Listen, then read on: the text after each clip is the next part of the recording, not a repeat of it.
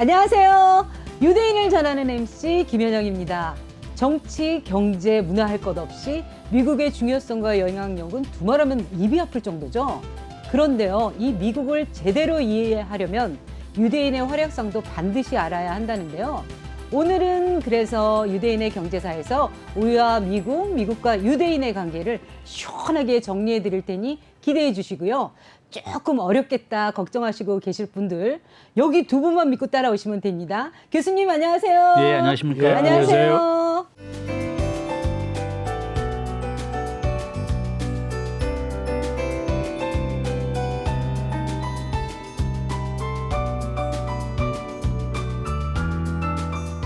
교수님, 과거에는 영어 때문에 미국 이랬는데요. 요즘 사람들은 훨씬 많은 이유로 미국을 궁금해 하신다면서요. 그래서 저희 시청자님들에게도 미국을 알아야 하는 이유부터 설명해 주신다면 뭐가 있을까요?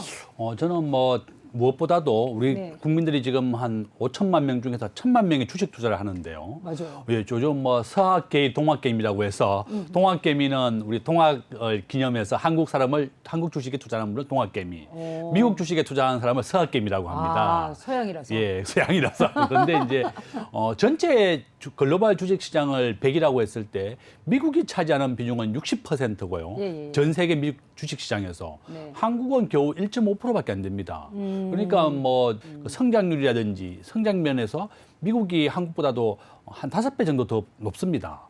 그래서 이렇게 서학개미가 많다 요즘은. 그래서 우리가 전 세계에서 미국이 국방력도 세계 1위지만 국제금융에서도 세계 1위다. 우리나라는 제조업으로 비교하면 세계 5위입니다. 제조업 수출액 기준으로 하면. 그런데 국제금융은 지금 30위권이거든요. 예. 그러니까 미국이 압도적으로 세계 1위다. 그래서 앞으로 금융시장도 많이 성장시켜서 제조업 수준으로 한 5위 정도로 하면 정말 좋겠습니다. 네, 홍 교수님은? 미국은 세계 경제뿐 아니라 기술의 주도 우위도 한데요. 네. 그래서 우리나라를 포함한 세계가 항상 미국을 좀 면밀히 관찰해야 합니다. 그리고 이제 세계는 한 몸처럼 한 덩어리로 이렇게 긴밀히 연결되어 있어요. 예. 그러니까 세계 경제를 주도하는 미국의 주식시장이 꺾이면 다른 나라 주식시장도 같이 꺾여요. 맞아요. 부동산 시장도 마찬가지예요. 예. 미국의 부동산 시장이 꺾이면 다른 나라도 같이 꺼지고. 예. 그러니까 우리나라도 예가 아니기 때문에 우리의 선행 시장인 미국 시장을 봐야 되는 거고, 일례로 이런 게 있어요. 우리나라 주택담보대출 금리는 우리나라 기준금리에 연동되어 있다기보다는 예. 미국의 10년물 국채금리하고 연결돼 있어요. 아, 미국의 10년물 국채금리는 미국의 30년 만기 모기지 금리하고 연결되어 있을 뿐 아니라 그게 세계 시장의 사실은 부동산 시장 주택담보대출 금리의 원천이야.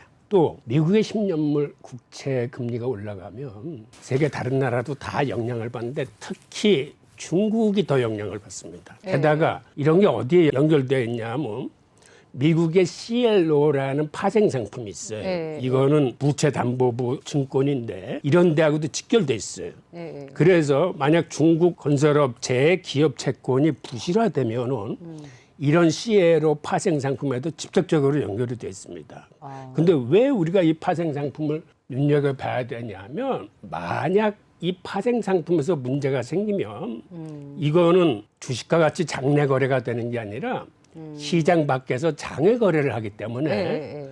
누가 얼마만큼의 부실을 갖고 있는지 몰라. 그래서 만약 여기서 문제가 생기면 그건 곧바로 세계 금융시장의 신용경색을 가져와요. 그러니까는 서로 얼만큼 부실을 갖고 있는지 모르기 때문에 돈거래가 딱 끊기는 거야. 아, 그렇게 되면 글로벌 금융위기가 닥쳐요. 그래서 이런 식으로 미국의 시중금리가 세계 각국의 모든 현상하고 이렇게 연결되어 있기 때문에 특히 우리가 미국 시장을 눈여겨봐야 되는 거예요. 아, 맞아요. 그래서 제 주변에도요, 자칭 서학개미라고 하며 미국에 투자하는 친구들이 그렇게 많더라고요. 역시 미국은 개인으로 보나 국가적으로 보나 우리가 반드시 이해해야 할 국가 같은데요. 그래서 준비한 이번 시간 오늘의 주제요, 보여주시죠.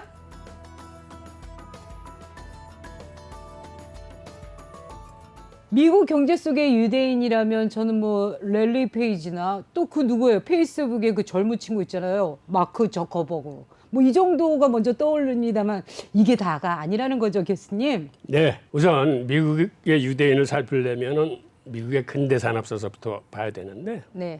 그 근대 산업사로부터 시작된 미국의 제조업의 부흥이나 동시에 그때 금융자본주의가 같이 태동한 역사이기도 한데요. 네.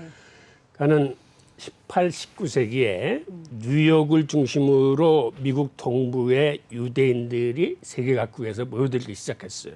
그리고 그 사람들이 무역을 시작하면서 뉴욕이 금융 중심지로 같이 태어납니다.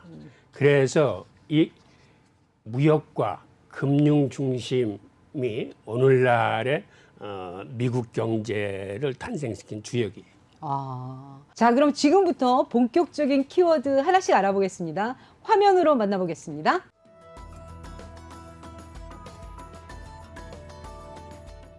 교수님, 이거 딱 들어도 벌써 어려운데요? 미국 자본주의의 유대인이 뭘 어쨌다는 거죠? 쉽게 좀 알려주세요. 이걸 제가 쉽게 알려줄 재주는 없고 네. 미국이라는 나라 자체가 네. 건국 초기서부터 청교도와 유대인들에 의해서 미국이라는 나라가 세워졌어요. 예. 당시 유대인이 주도하는 네덜란드 동인도 회사라는 게 있었습니다. 예. 네덜란드가 이제 중상주의로 꽃을 확 피운 게 바로 이 네덜란드 동인도 회사를 주축으로 한 그 유대인들의 힘이었는데 그때 네덜란드 동인도 회사가 세계 무역을 주도하면서 북극 항로를 찾으면 먼 네덜란드부터 중국 오는 거리가 훨씬 짧아질 텐데라는 생각을 갖고 이 북극 항로를 막 다니면서 탐사를 했어요. 그 탐사선 중에 하나가 지금 맨하탄 옆을 지나다 보니까 뭐 강이 있는데 그 강을 쫓아서 쭉 올라가면 혹시 이쪽으로 가면 북극 나오지 않을까 해서 쭉 올라가 봤더니 아니야. 그래서 이제 다시 돌아 나왔어. 근데 그 와중에 이 사람들이 맨해튼을 발견한 거야. 맨하탄 섬을. 당시 미국에서 잡힌 모피가 유럽에서는 최고 인기 있는 아주 값비싼 저것이었어요. 그래서 그 단비 모피를 수거하기 위해서 가죽거래소를 세우고 그다음에 맨하탄을 인디언들한테 아주 싼 값에 사요. 그다음에는 거기에 유대인들이 브라질에서 사탕수수 짓던 사람들이 올라오면서 이제 유대인 인구가 늘어나면서 그 사람들이 모피를 받아가지고 네덜란드 동인도에서 팔면 큰 돈을 벌기 때문에 이 사람들이 점점 인디언하고 가까운 필라델피아 숲속으로 들어가기 시작하는 거야. 그래서 필라델피아가 개척이 돼요. 그리고 일부의 유대인은 뉴욕 위에 있는 뉴포트 항구로 가서 대구잡이를 합니다. 그래서 그 다음에는 뉴포트 항구 쪽이 개발이 되고 그런 과정에 맨해튼에 있는 유대인들이 외국에 있는 자기 동포들하고 무역을 시작합니다. 그래서 맨해튼이 이제 항구로서 자리 잡으면서 무역이 발전하니까 그 다음에 크는 게 무역을 지원하는 금융이 크는 거예요. 그래서 월스트리트가 커져요. 그러니까 월가가 이렇게 커지니까는 미국의 정치가들이 월스트리트로 모여들어요. 그래서 월스트리트에서 1789년에 미국 의회에서 초대 대통령을 선출하는데 그게 워싱턴 초대 대통령이에요. 그리고 뉴욕이 미국 첫 번째 수도가 돼요. 그러니까 처음에 미국의 행정부는 돈들이 모이는 월스트리트에 생겨났어요. 그러니까 지금도 월스트리트에 있는 페더럴 홀이 그게 미국의 초대 의회야. 그리고 거기서 대통령을 뽑았는데 남부 사람들이 반발을 해. 뭐 미국의 수도가 왜 이렇게 꼭대기에 올라가 있냐. 내려오라고 그래서 나중에 그 두 당이 딜을 하면서 수도를 워싱턴으로 옮기고 그 후에 1820년 이후서부터 유대인들이 대거 유럽에서 미국으로 오기 시작합니다. 근데 그 당시 유대인들은 독일에서 산업혁명을 거친 유대인이었기 때문에 주로 무역업하고 금융산업에 이 사람들이 진출을 합니다. 그리고 그 당시에는 유럽에서는 그 로스차일드 가문이 유럽의 5개 도시를 장악하면서 크게 발전하고 있을 텐데 그 독일계 이민들이 들어오면서 그 사람들이 금융업의 최초의 그룹으로 크면서 로스차일드 자금을 미국으로 끌어들이는 그런 파이프 역할을 합니다. 그리고 당시 유대인들이 들어와가지고 시작한 게 처음에는 뭐 어려운 봉제 산업 같은 걸 하다가 그다음에 행상이 돼가지고 움직이면서 이 사람들이 미국의 유통업을 발전시켜요. 그러니까 발전시키는 과정이 다른 사람들은 행상을 할 때 한 가지 물건을 가지고 다니는데 네. 유대인들은 한 번 행상을 하면 서너 가지 아이템을 같이 들고 가는 거예요. 그 다음에는 유대인들이 트럭으로 행상을 바꿔. 그래서 더 많은 물건을 가지고 오다가 나중에는 그 마을에 이렇게 정착해가지고 칸막이로 된 이런 잡화점 같은 걸 만들어. 아. 그게 나중에 발전한 게 백화점이에요. 백화점. 디파트먼트 스토어라는 게 이 칸막이로 형태로 된 그 잡화점이 발전해서 이제 백화점이 됐는데 이런 식으로 유대인들이 그 상권을 장악한 다음에는 미국의 중소도시들로 유대인들이 쫙 퍼져나가요. 그래서 그 중소도시의 유통업을 발전시킨 게 유대인이야. 그러니까 이런 인구들이 초기에 그 유대인 미국의 유통업과 무역업과 금융업을 발전시킨 그 뿌리들입니다. 야, 그렇게 완성된 미국의 자본주의가 오늘날 우리 한국의 자본주의에도 상당히 영향을 끼치고 있는 거죠, 교수님. 아, 예, 맞습니다. 네. 아까 이제 홍익기 교수님이 이제 유혹 얘기를 많이 해주셨는데 네. 유대인들이 하던 슈퍼마켓이라든지 세탁소라든지 그로스샵 이런 걸 전부 다 한국인들이 이어받았습니다. 한국인들이 뉴욕에 진출해서는 24시간 영업하는 겁니다. 그러니까 미국 사람들은 야 세상에 24시간 일하지 않고 불 켜지는 데가 한국 가게다. 뭐 밤에 급할 때는 다 한국 가게 찾아가는 거죠. 그렇죠. 그래서 이제 우리 한국 사람들이 유대인 다음으로 이렇게 뉴욕의 상권을 잡았다는 걸 말씀드리고 두 번째는 미국에서 태동한 이 자본주의가 한국에 와서는 아주 더 크게 융성하고 발전했습니다. 우리나라가 이제 제조업 기준으로는 세계 5위의 국가고 성장이 되었고, 그 다음에 GDP 대비로는 우리가 세계 9위입니다. 아주 그 성장률이 굉장히 높은 나라고 굉장히 잘 사는 나라다. 그 다음에 이제 우리 한국 사람들이 또 우수한 점은 미국에서 태동한 이 재정 정책이라는 게 있는데 경제 정책에 정부가 국가 예산을 가지고 일자리를 만드는 정책입니다. 그래서 지금 현재 우리나라에 있는 모든 대부분의 이제 경영학과나 경제학과에서 케인즈라고 하는 사람을 가르치는데 이분들이 바로 미국의 경제 발전을 일으킨 사람이죠. 한국의 자본주의도 미국에서 들어온 이 케인즈의 영향이다. 이렇게 또 말씀드릴 수 있습니다. 얼마 전 우리 10대 청소년들에게 경제 교육을 시키는 모 예능 프로그램에서요. 미국 자본주의를 좀 더 비중 있게 다루더라고요. 결국 우리와 미국, 유대인이 모두 자본주의라는 걸 뗄래야 뗄 수 없는 관계로 이어져 있는 것 같은데요.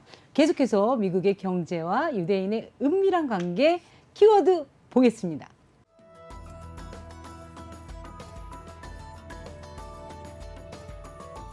JP 모건, 록펠러 모두 기회 익은 이름이긴 한데요.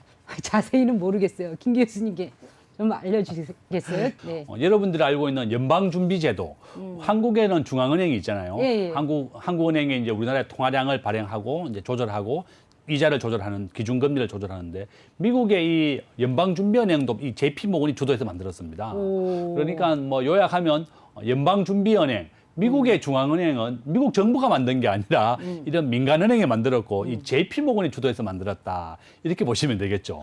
록펠러는 뭐예요? 예, 록펠러 우리가 이제 록펠러 센터 뭐 이렇게 유명한데 네. 록펠러는 자기가 30세, 40세에 전 세계의 석유를 90% 독점한 분입니다. 그래서 우리가 알고 있는 이 석유왕이 바로 록펠러다. 그래서 미국의 산업계 쪽에서는 은행 쪽에서는 이 JP모건이 최고였고 록펠러는 세계 최고의 석유 재벌이었다. 석유 재벌이요. 그래서 이 번 돈을 가지고 미국 경제 발전에 큰 기여를 한 사람이 바로 이 록펠러하고 JP모건이다. 이렇게 말씀드릴 수 있죠. 야, 그럼요. 미국 산업사에서 이렇게 영향을 준 유대인이 훨씬 더 많을 텐데 JP모건과 록펠러는 뭐가 특별해서 양대 측의 그 산맥을 이뤘을까요, 교수님? 미국의 근대 산업사를 들여다보면 네. 그때 이제 주역이 이제 JP모건과 록펠러였는데 우리가 흔히 JP모건의 지난 170년 역사를 들여다보면 미국 금융과 경제가 어떻게 커왔는지 그 자체를 보는 거나 마찬가지라고 했거든요. 그 네. 정도로 JP모건이 미국 근대 업사에서는 중요한 위치를 차지했습니다. 이 양반 이외에 그의 그 부친이 런던에서 금융업을 하면서 미국과 유럽 자본가의 관계를 파이프라인 역할을 해줬어요, 처음에. 그리고 나중에 JP 모건도 남북 전쟁이 일어나면서 본인 스스로도 굉장히 뛰어난 기업가가 돼서 돈을 잘 벌었어. 그런데 그 부친의 은행을 상속받으면서 더 큰 인물로 성장을 시작하고 가장 결정적인 거는 그 아버지가 맺어놓은 로스차일드 가문하고의 관계를 JP 모건이 직접 다시 구축을 합니다. 그래서 JP 모건의 지주회사격인 증권회사를 설립해서 그 경영을 JP 모건이 해요. 그 경영을 하면서 미국의 철도 산업을 장악을 해. 그 다음에 이 JP 모건이 그 로스차일드 자금으로 미국의 최대 철강 회사를 설립을 합니다. 그러니까 철도에서 철강으로 넘어가면서 그 철강마저도 JP 모건이 이제 장악을 하게 되는 거죠. 이런 식으로 이제 그 다음에는 또 에디슨하고 손잡고 전기 발명에도 지대한 영향을 미쳤을 뿐만 아니라 오늘날의 GE의 모태격인 에디슨 전기회사를 이 JP 모건이 만들어요. 그 다음에 모든 서비스 산업에 예를 들어서 금융 산업을 포함한 이런데 진출했을 뿐만 아니라 큰 물주 역할을 하기 시작하죠. 그런 식으로 해서 미국 산업계와 금융계를 같이 커가는데 그 와중에 탄생한 게 록펠러예요. 록펠러는 석유 개발이 아닌 유통업을 장악을 해요. 정제산업. 그래서 그 유통업을 하면서 미국의 정제 회사들을 다 인수합병을 해. 물론 그 과정이 아름답지는 않지만 하여튼 이렇게 인수합병을 해가지고 JP 모건이 클 적에 록펠러도 이제 같이 큽니다. 그래서 이 두 사람이 대공황 때 다른 회사 주식들을 헐값에 차지해서 그 미국의 산업계를 양분하다시피 해요. 예. 다들 제게 익숙한 이름인 걸 보니까요. 우리나라 경제와도 아주 밀접한 기업인 게 분명합니다. 그래서요. 더 알아야만 하는 미국 경제 이야기 다음 키워드 만나볼까요?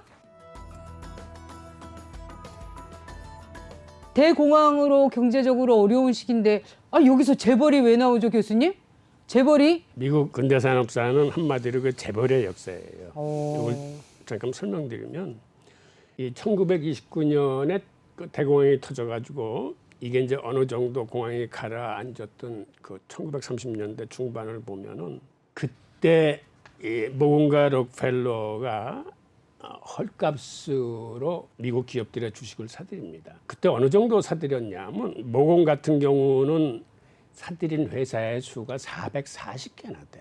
그 자산 총액이 그 당시 한 776억 달러에 달했는데 와. 이 금액은 그 당시 주식시장에 상장됐던 200개사 자산 총액의 40%에 달하는 엄청난 금액이었어요.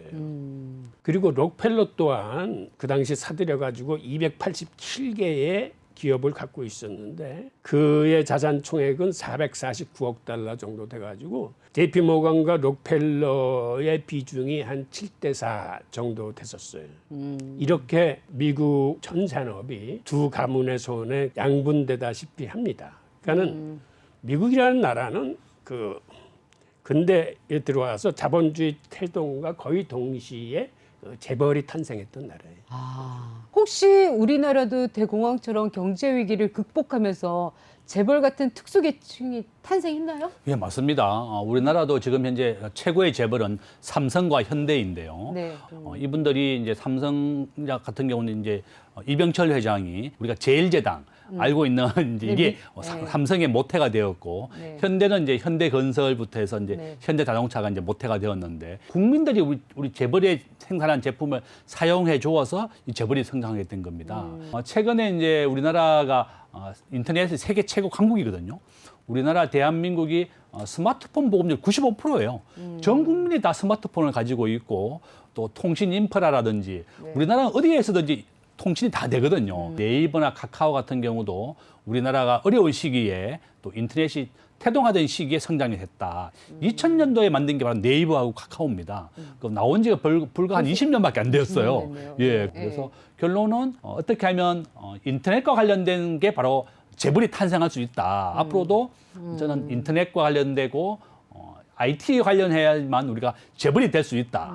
자녀를 재벌로 키우시고 싶으신 분들은 자녀에게 컴퓨터 공학이라든지 인터넷을 가르쳐야 된다. 이렇게 말씀드릴 수 있죠. 네. 이렇게 해서 미국 자본주의의 태동기의 역사와 그 무렵 유대인들의 존재감을 확인했는데요. 오늘 이야기로 본 유대인들의 교훈이나 이를 우리 한국 사회에서 응용하는 방법, 두 분 각자 정리를 좀 해주신다면 홍 교수님보다. 예, 우선 세계 서비스 산업은 금융산업을 포함해서 대부분 유대인들이 창안하고 주도한 역사를 갖고 있습니다. 특히 금융이 주도하는 금융 자본주의 실체를 들여다보려면 우리가 유대인을 알아야 하거든요. 그런 의미에서 산업과 경제 모든 면에 있어서 우리가 유대인의 일거수일투족을 주목해야 하는 거죠. 네. 홍 교수님. 저는 첫 번째는 우리가 금융을 키워야 되겠다는 걸 좀 말씀드리겠다. 전 세계 금융시장에서 한국이 차지하는 비중은 아직 1.5%밖에 안 되고 우리 자녀들이 해야 될 일이 굉장히 많다 이렇게 말씀드리겠고, 두 번째는 우리 자녀들을 컴퓨터와 인터넷 교육을 좀 시키는 게 제일 중요한 것 같습니다. 요즘 우수한 학생들이 의대 가는 학생들도 있지만 이렇게 컴퓨터 공학과나 인터넷 학과로 가는 친구들도 많더라고요. 그래서 굉장히 긍정적이다. 그래서 우리 자녀들을 재벌을 만들고 싶다면 컴퓨터나 인터넷을 가르쳐야 된다. 이렇게 또 말씀을 드리겠습니다. 네. 미국의 금융과 경제를 그저 먼 나라 불구경 정도로 여기는 분들 이제는 더는 안 계시겠죠? 저는 특히 오늘 내용을 곱씹어 볼수록 미국을 움직이는 진짜 권력은 유대인에게 있다. 이런 소문이 사실일 것 같다는 생각이 드는데요. 교수님, 제 촉이 딱 맞은 거죠? 네, 맞습니다. 저희는 아직 못 덮은 여러분들의 궁금증, 유대인 이야기를 다음 시간에 꼭 확인해 보시고요. 저희는 다 같이 외치면서 인사드릴게요. 유대인을 알면 세상이 보인다. 유대인 경제사!